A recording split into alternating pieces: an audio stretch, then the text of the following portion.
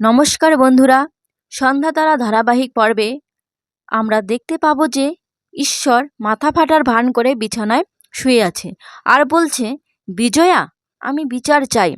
মাঠান বলল, হ্যাঁ, পুলিশ তো ডাকতেই হবে। মেজো, ফোনটা দে তো। সন্ধ্যা এবার বলে উঠল, মাঠান দাঁড়ান। এদিকে ঈশ্বর মনে মনে বলতে লাগলো, যাক, সন্ধ্যা আটকে দিল, ব্যাপারটা বাঁচা গেল।